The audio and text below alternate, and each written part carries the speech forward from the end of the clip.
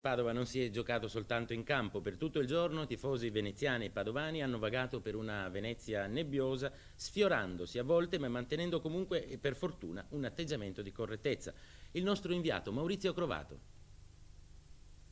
Treno speciale da Padova per la Laguna, arrivano gli ultras euganei, sono quasi 2000 ad attenderli, 300 poliziotti e carabinieri. Pronto imbarco immediato per l'isola di Sant'Elena.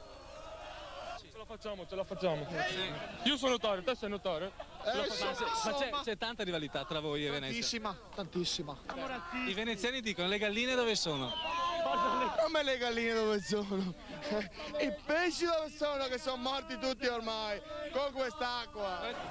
E se nell'acqua i pesci non ci sono, vicino c'è uno stadio stracolmo di padovani e di veneziani.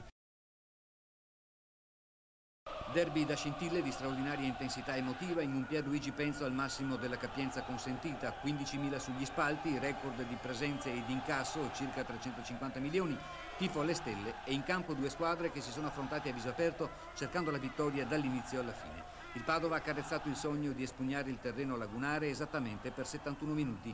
Tanti ne sono trascorsi dal vantaggio biancoscudato dopo appena 5 minuti dall'avvio al pareggio di Campilongo. È Simonetta a sbloccare il risultato, cross di Gabrieli, Caniato non trattiene e per il neoacquisto patavino ex lucchese è un gioco da ragazzi, rispondendo così all'assurda contestazione di alcuni sedicenti tifosi biancoscudati al momento del suo arrivo a Padova meno di un mese fa. Allora Simonetta, l'eroe di Sant'Elena per quanto riguarda il Padova, un gol per entrare nel cuore dei tifosi biancoscudati? Sì, ti ringrazio per l'eroe. No, è una partita un po' sentita da tutte e due le parti.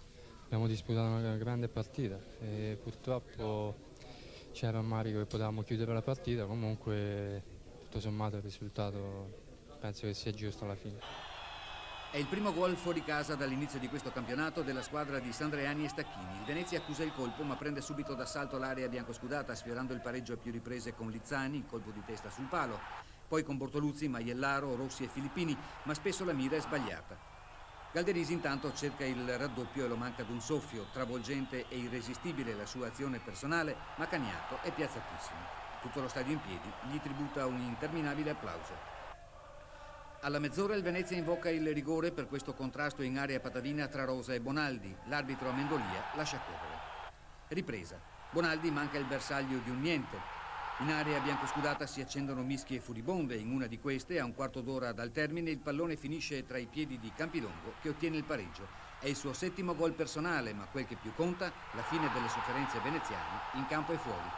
Sì, ci è andata bene, una partita che c'era veramente da dannarsi l'anima se la perdevamo. Una partita che abbiamo rischiato, però abbiamo anche dominato. Nel secondo tempo abbiamo giocato a una porta. Loro ci hanno messo in difficoltà, forse con qualche azione di rimessa. Comunque l'importante è che poi alla fine tutto è andato bene. Il pareggio ci sta benissimo. Per come si era messa la partita siamo contenti. Ce lo descrivi quel gol? Niente, c'è stata una mischia in aria e questa palla è uscita sul lato destro. Io l'ho calciata di prima intenzione al volo e ho fatto gol.